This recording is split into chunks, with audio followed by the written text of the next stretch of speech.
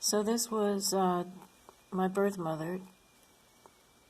Right after she was adopted, her birthday's 1937. Her name was Julia Diana, and she became Loie. This is her later.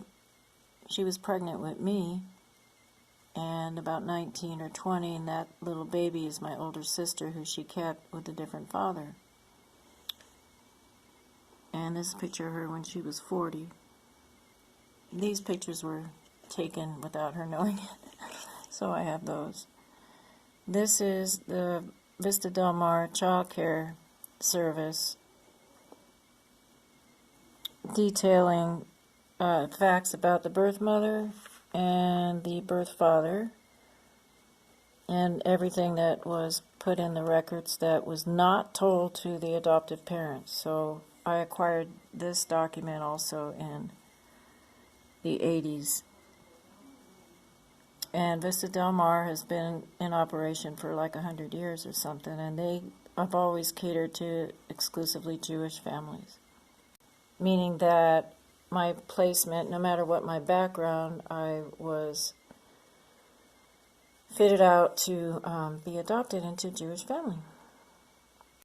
This is the copy of Julia's birth certificate as it was delivered to me from a secret agent in the Hall of Records in Sacramento. She sent it to me in 1982. And those of you that have a California birth certificate, you probably have a nice pretty one with fancy borders. This kind did not. And again, she was an adoptee, but someday I'll dig around and look for what these numbers are that's plastered on the top here.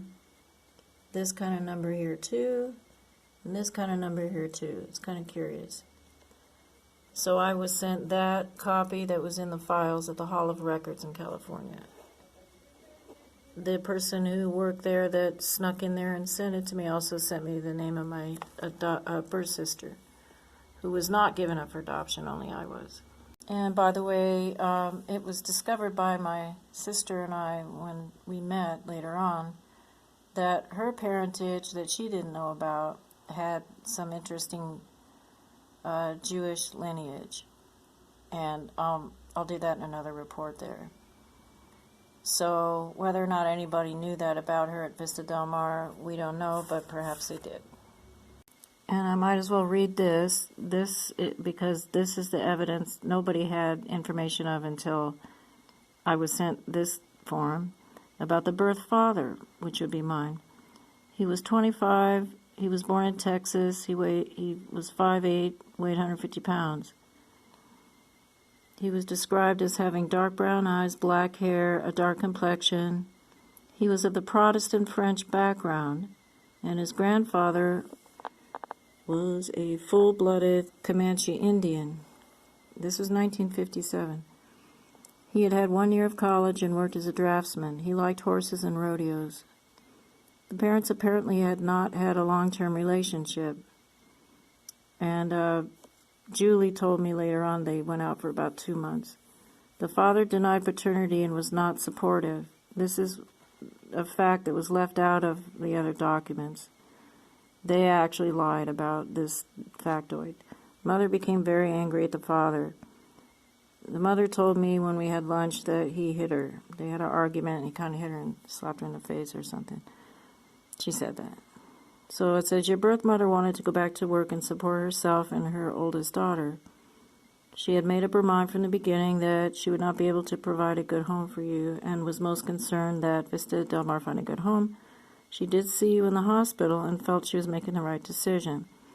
This document doesn't mention that she had told the nurses that she would have named me Cindy.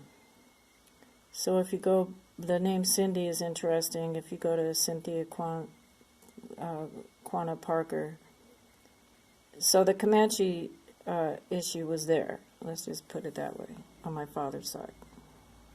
So according to most of the documents, I was born April 10, 1957, 8:17 a.m. According to this document, my parents, it says,